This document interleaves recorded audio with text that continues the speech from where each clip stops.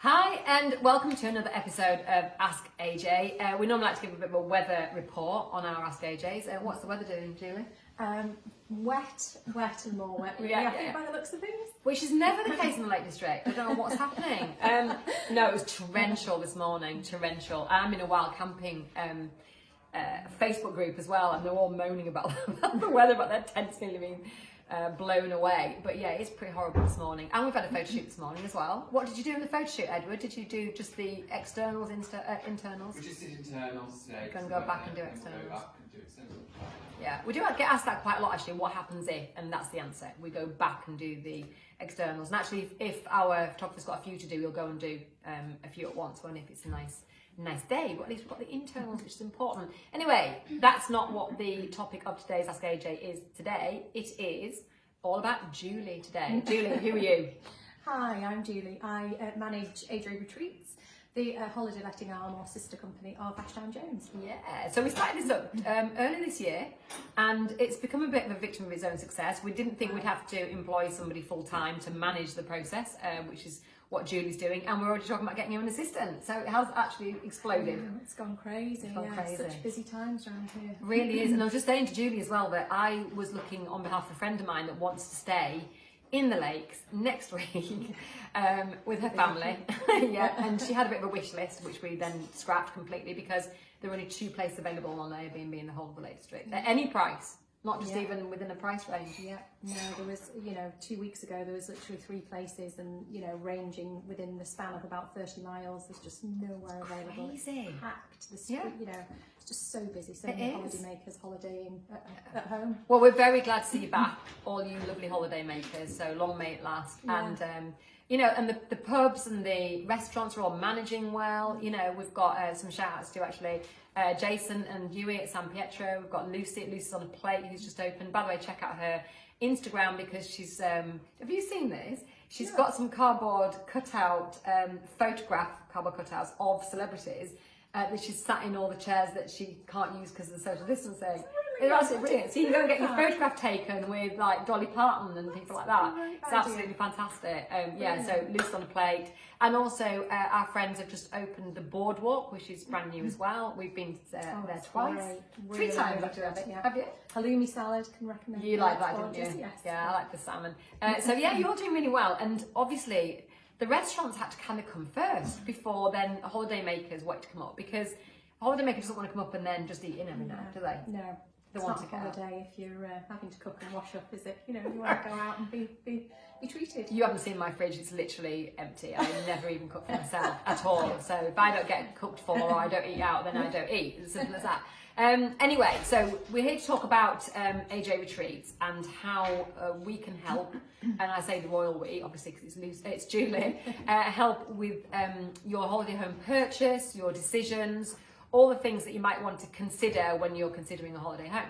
So one of the things that we do is when we're showing a holiday home to somebody who is considering buying a second home, is we try and delve into exactly what it is that they want, because sometimes when somebody's buying a second home, they actually only want a second home. Is that right? Yeah, absolutely. I think there's different types of, of people that are looking for houses. Some of them want a holiday home that they can holiday let and they can use themselves. Yeah. Some of them want to purely holiday let it, and others, I think, want to purely use it for their own holidays as a second home, but maybe have an inkling in the back of their mind they might let it out now and again. So it's quite a broad range of different options that people are looking for, we tend to find. And we help them with them all. Yes, absolutely. So in the last few days, we've sold, I think, 3 homes, ranging from about 600,000 up to about $1 million. And each one of those has been a holiday or second home in its own right. But each one of those have wanted a holiday let potential as well. So one of the things they ask us for is a report. Yeah. So a proposal, what's the feasibility of it being a holiday home? And I met up with a couple of weekends ago actually that were viewing one of our homes, and they stretched themselves by another 50,000 to get an extra bedroom. So there was an available apartment at 2 bedrooms, another one at 3 bedrooms. The differential was 50,000. And what worked out was actually with a full holiday let, they could get that money back within 2 or 3 years for the extra bedroom. Absolutely. And then they've paid. Yeah. They've used the holiday let to pay for the bedroom. Yeah. And you showed £1 million home. Yes, I did. I was very fortunate to look around this beautiful home. Yeah, it was amazing. Some friends of ours are selling it. In fact, we've just sold it for them. And we still have a backlog of people who wanted to see it who didn't get a chance to see it. So it sold straight away, full asking price, which is great. But it was an unusual home, wasn't it? Big 4-bedroomed detached with its own cottage. Yeah. And then a huge treble garage with a games room / potential apartment above. Yeah. I think that was the really exciting part about the property, was that it was so big, but really the space and the potential of the space was huge. Above the garage, they had this fabulous space that could be additional rooms, it could be a fabulous games room, it could be a home cinema. There was just so much potential that was to unleash in it. It was really exciting. Yeah, really. And actually, funny enough, the family we showed around weren't actually the successful family in buying it. But the kind of questions that they were asking you, what kind of things were their sort of primary concerns that you were able to overcome for them?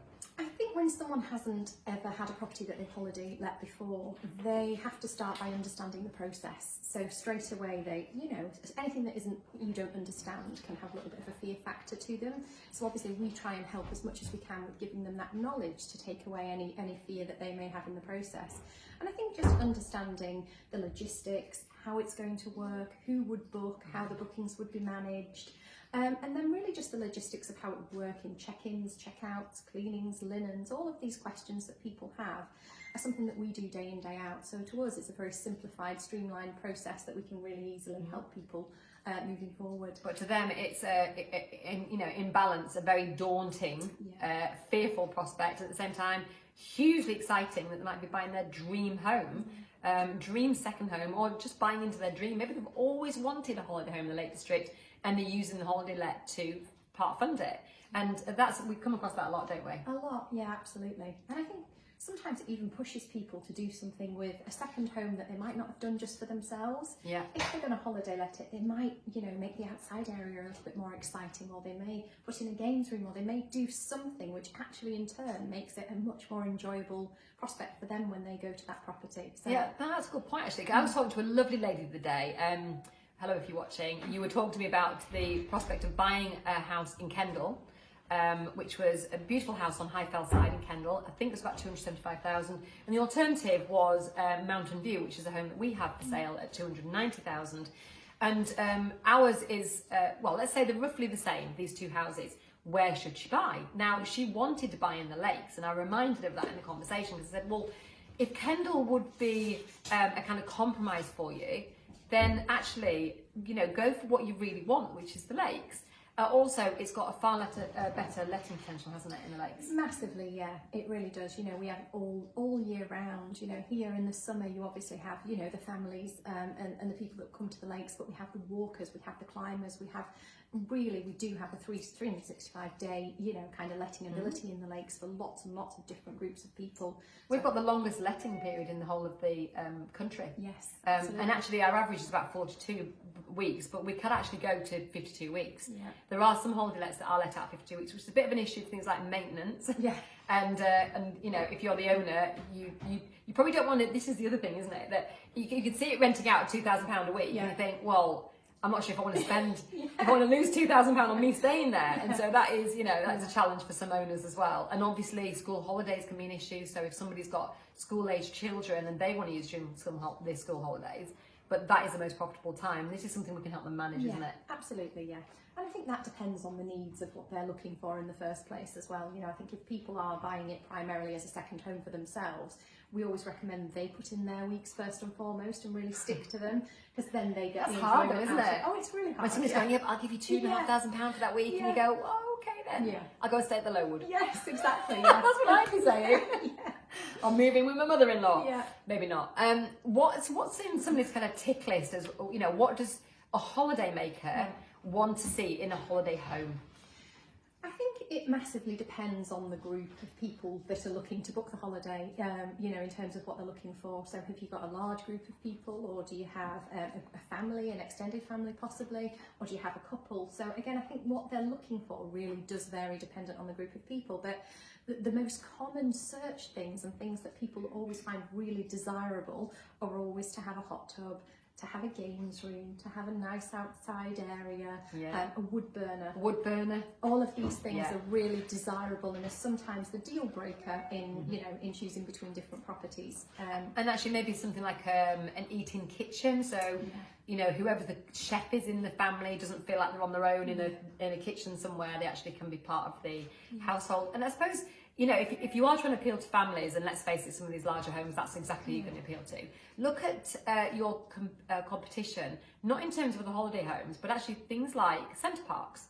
Because Centre Parks is actually a good example of maximising that return from their little lodges, which is nothing special at all. Very but simple. they can rent out for thousands of pounds a week some of the times of the year. But they have things like the games room, they have they have hot tubs, they have very clean, modern designs, nothing kind of too personalised, don't they? I think in terms of maintenance, Centre Park's a really good example actually, because when you're looking at a holiday property and I think in designing or looking at the interior or restyling your property, you have to bear in mind durability. So sometimes what you may put in your own home, you may choose slightly differently for a holiday property. Well, actually, let's just talk about this sofa then, because I like this sofa, but it's a materials fabric sofa, isn't it? Would you put that in a holiday home?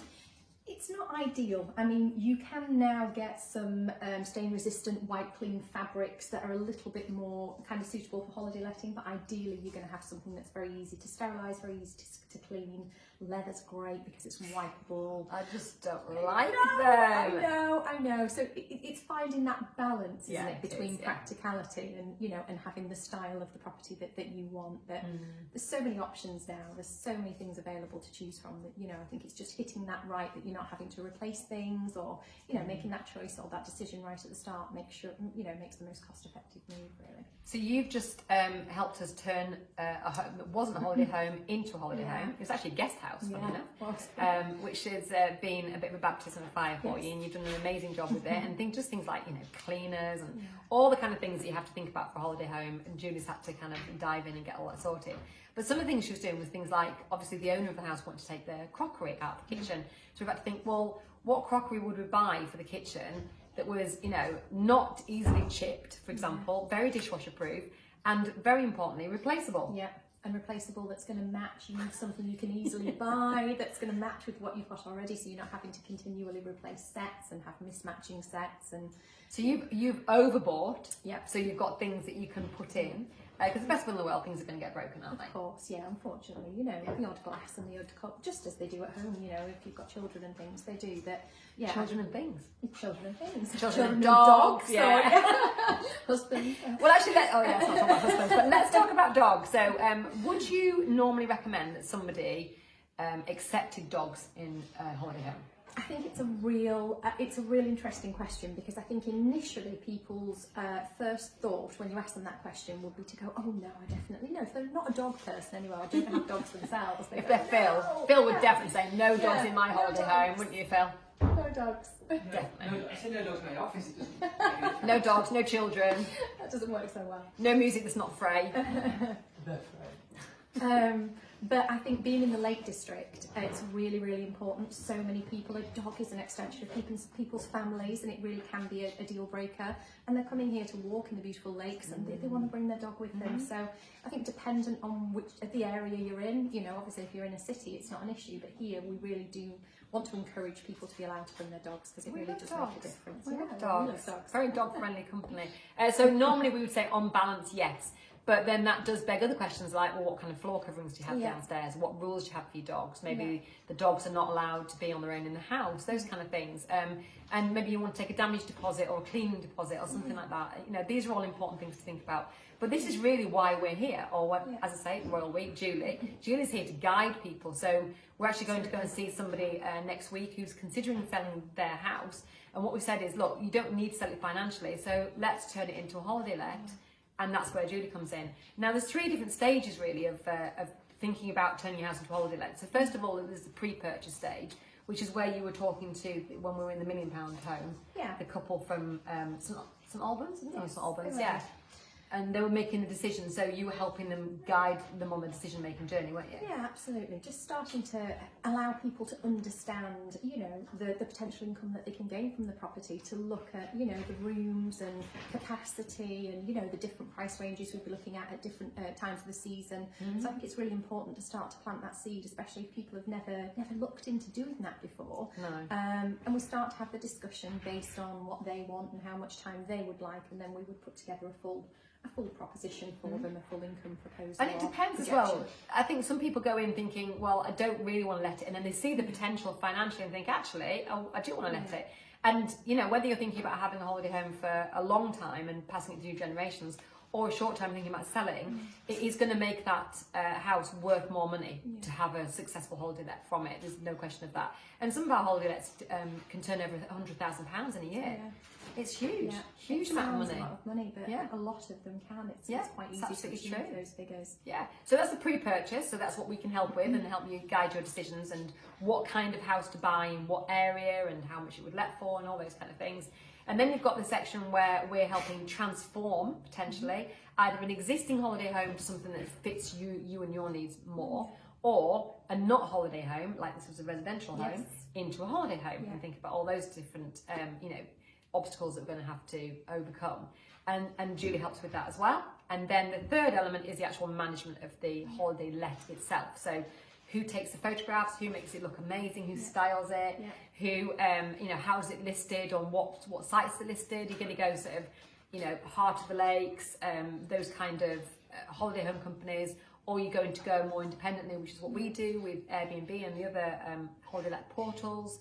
And then how are you going to manage things like cleaners, linen? You know, do you want somebody to take all that off you? Yeah. This person here, or do you want to do like a hybrid, or do you want to completely do it yourself, depending on where you live? So that's the kind of 3 stages I would think about: pre-purchase, which is where we meet most people in Ashdown Jones, as you can imagine, and then the so Julie can come on a viewing with you if that would be appropriate for you. We're just speaking to somebody this morning that's going to do exactly that. Yeah, it's really good to do that and have that conversation whilst you're walking around and have a chat about what you would potentially change. And I think it's really good to do it at that stage.